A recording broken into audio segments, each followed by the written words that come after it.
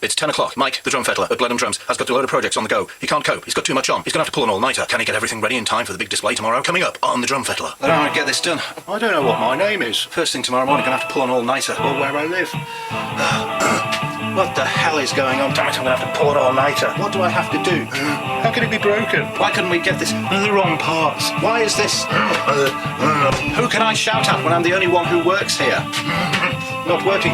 It's broken. Unbelievable. How can they be the wrong parts? This is just... I'm going to have to pull an all-nighter. Got to get it done. To get things finished around here. My name's Mike Ellis. I have a problem. I rescue, refurbish, restore and revitalise vintage drums, in particular Premier drums. In this programme I'll share with you my adventures, ups and downs, ins and outs, triumphs and tragedies as I lavish some TLC on vintage British drums. Welcome to the Drum Fettler.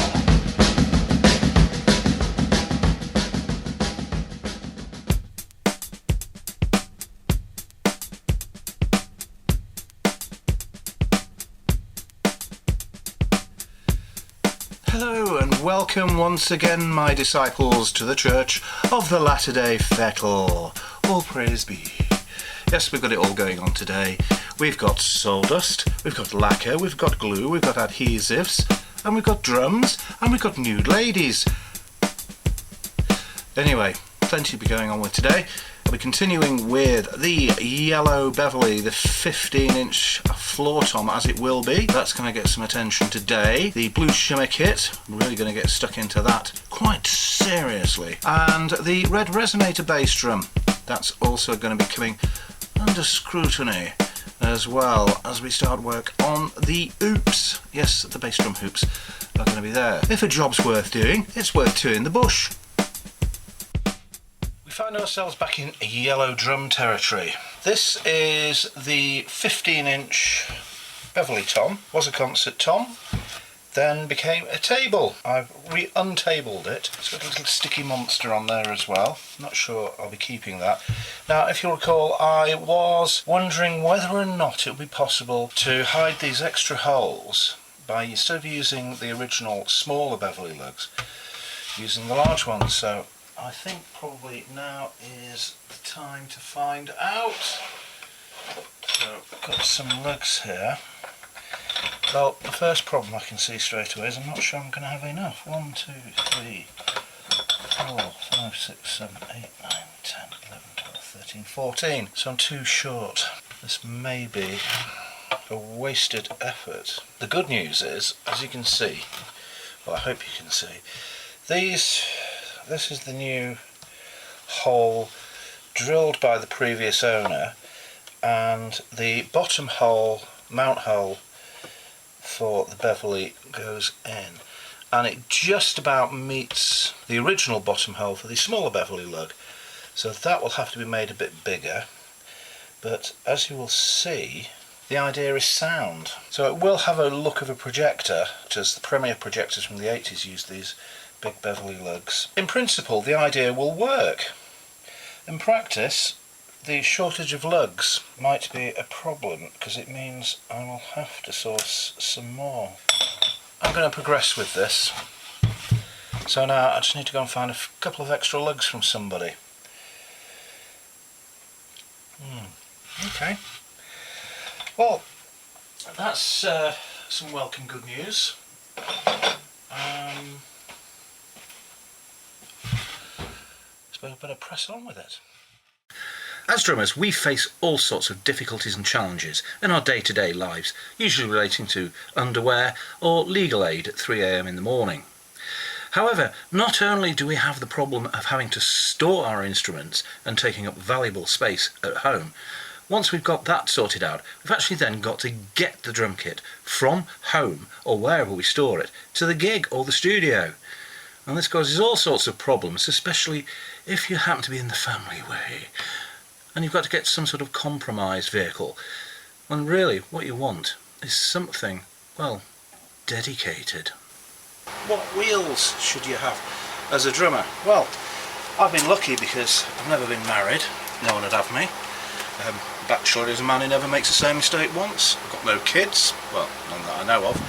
So anything I need to cart around is me and my drums, so makes sense to get something of a decent size and capacity. And it's taken me and other bands all over Europe, many thousands of miles. Only one problem once, when the exhaust dropped off in Italy, but sack the kids and the wife or partner or whatever, get yourself a proper sized van. There's all sorts of advantages. There's the commanding driving position over the other plebs on the road, throw the gear in the back, throw the band in the middle. And when you're not off to your superstar gig, you can use the back as a box store and a repository for spare drum shells. Well, there you go. Irrefutable and conclusive evidence that you can't argue with. You need a big diesel-driven van. And don't be taken in by these people who want you to buy a glorified milk float. I think they're taking us all for a ride and making us pay for it. The choice is yours. Right, it's Tuesday and the bin is already full. Now that's not good news. But the good news is we're going to start work on the blue shimmer kit, which you'll remember from the last episode, that came in for a bit of secondage and love. So we're going to have a quick look to see what needs to be done with it. As you can see, this is, I would say, an early 70s international size 12-inch tom. We know it's international size because it has streamlined hoops. And also, it's stamped international size inside. Now, it's had a 392 tom holder fitted, where originally it had a 389 disappearing, probably double disappearing. Yes, it's got a hole for it, so it would have been a 389 double disappearing lock fast tom holder originally. That's been changed. So, got to have a look to see what needs doing. Well, inside of the shell is not too bad. That's going to be easy enough to tidy up. We've got one exposed hole because, as you can see, the 392 mount hasn't been put in the centre. It's been put in such a way to hide the holes. A little bit of snare rash, which shouldn't be too difficult to get rid of. The lugs have been taken off and they've had the insert plates and the swivel nuts taken out. This has obviously happened in the 70s when single-headed concert toms were fashionable and these would have been buzzing. These have been taken out and lost, so they will need replacing. I'll just make a little note of that. 6. Okay, so that's the 12-inch. We now move on to the 16-inch. Not too bad, this one. Some scratches. Same story with the resonance side lugs. They're missing the insert plates and swivel nuts. Again, this is international size, 16-inch, and yes, it's stamped accordingly. The inside of the shell is quite horrific because quite clearly the 12-inch has spent quite a lot of its life living in there and rattling around, scratching the inside. Both drums are missing their internal dampers, but the client doesn't want those, so that's okay. It's also missing a lug. Hoops for both of those, so I've got the hoop, missing rods, already knew about that from pictures that were sent on ahead. And that 16-inch needs 8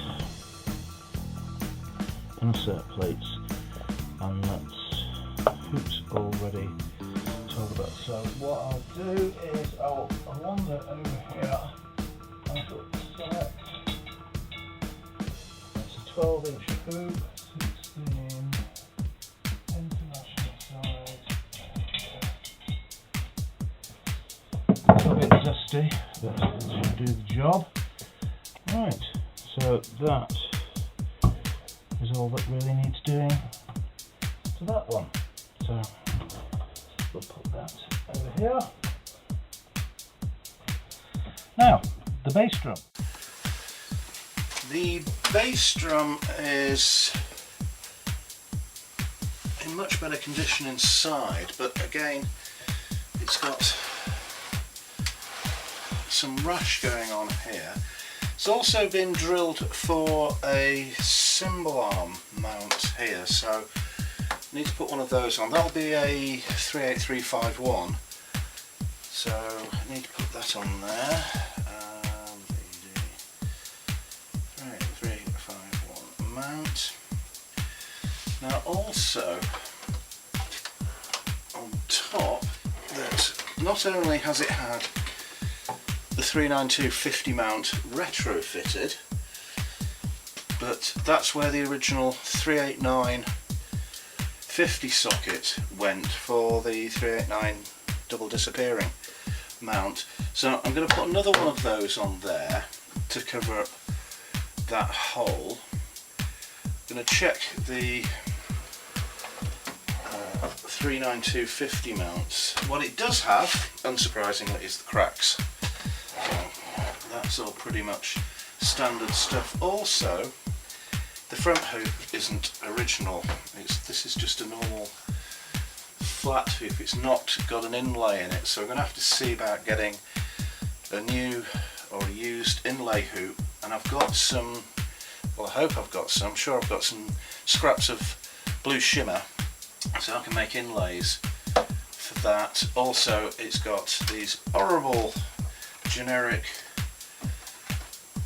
T-rods and claws. Interesting to know, the generic T-rods and claws are rusty, whereas Premier's proper die-cast claws are not.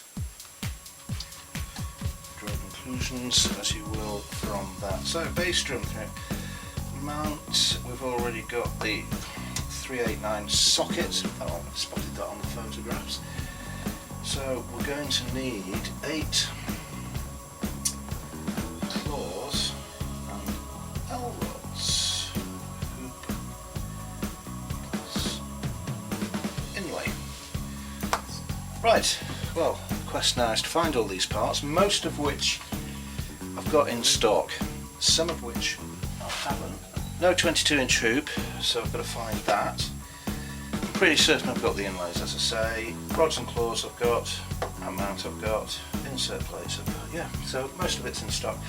Now I just need to deliver the bad news to the client in the style of a mechanic when you take your car in to have a very small screw replaced, and he comes out and says that the wheels have fallen off and the roof has collapsed, so it's now gone from a £30 job to a £4,000 job, and it's not really worth saving the car because it's not economically viable, and he'll take it off your hands for 200 quid.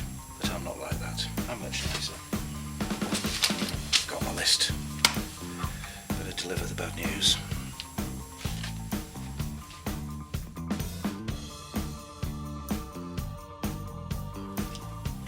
Right, we have another project that has arrived. I'm not going to open it yet because I know what it is. So we've got quite a bit on the go at the moment, so what I need to do is have some sort of organisation in order to get through these projects expeditiously as possible. I'll just put this somewhere else. Well, one of the first jobs I'm going to do is the 15-inch, and these holes, the extra holes that we know about, I'm going to get those filled so that, and then I can put the shell to one side then for a few days, so the filler really goes off extra doubly hard, and then I can refinish the inside of the shell, put a bearing edge on the bottom. So that's going to be the first job to do. Then I'm going to do the hoops on the cherry red, rosewood, whatever it is, resonator. Those are going to be stripped back, sprayed black as per the client's instruction, and lacquered, so they can be then drying, and I can go back from time to time giving them the coat, see how they're getting on. So that will be a job on the go, happening whilst I'm doing other stuff, namely the blue shimmer kit. If you find yourself in need of Premier parts, and let's face it, who doesn't, pop along to the website. Even if you can't see what you need, drop me a line through the contact form. Also goes for Beverley drums, hammer drums, and of course Olympic. Okay, that's the first bit of the filler done on the yellow, so I'll stick that over there.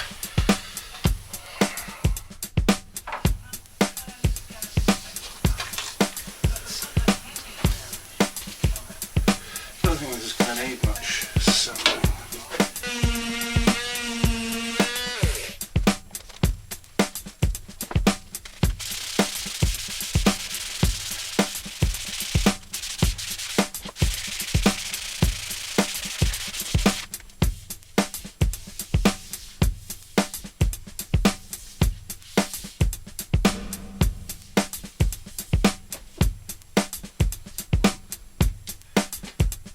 Starting to look a lot tidier.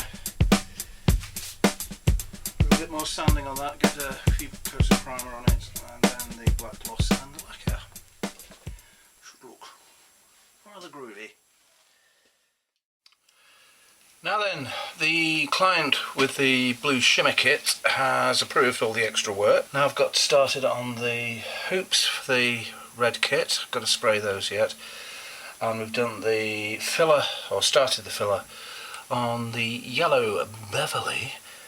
I can start taking this apart.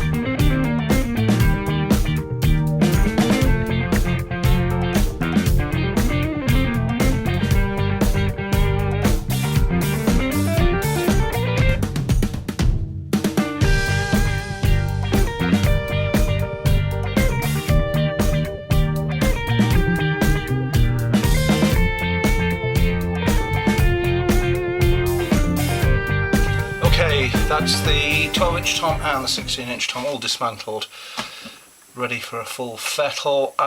Bass drum will be next, and it's possible that I have found a hoop for it, so that's good. So I'll need to dig out some blue shimmer scraps to make the inlay.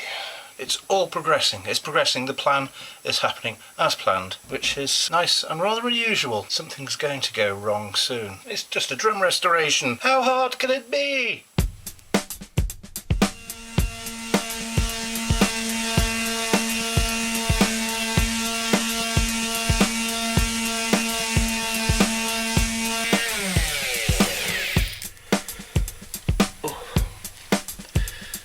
Now this hoop is a little bit more stubborn because it was the batter side hoop, so it's taken quite a bit more abuse and it's a little bit more battle scarred than the reso side, and quite a bit of the original lacquer has cracked off. So what I'm doing is I'm smoothing it all off on the outside. Originally the plan was I'll just keying the wood for a new coat of paint, but some of these gouges are just too deep, and the steps between the lacquer and the wood underneath where the lacquer's chipped away is just, it's just too much to be sprayed over. You'll just see it under the paint. This is going to take a little while, but I'm confident that the results will be worth it.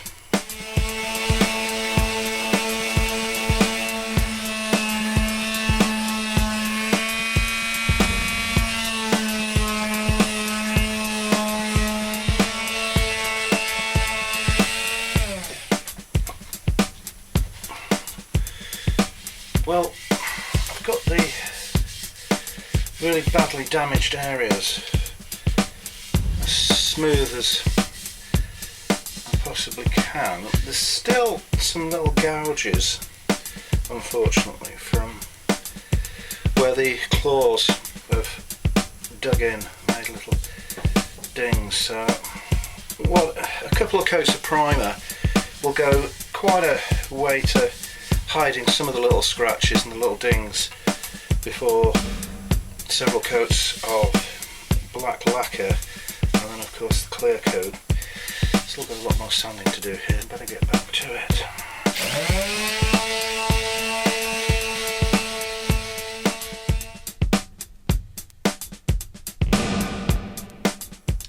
Well, once again, the clock has beaten us, we've run out of time. What a wonderful episode that was. Lots going on. It's all very exciting, isn't it, when you've got all these projects hither and thither, left and right, up and down and in and out.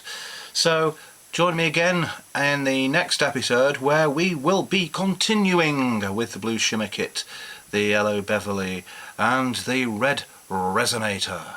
See you then. If you've been affected by any of the issues raised in this programme, buy yourself a big bag of donuts.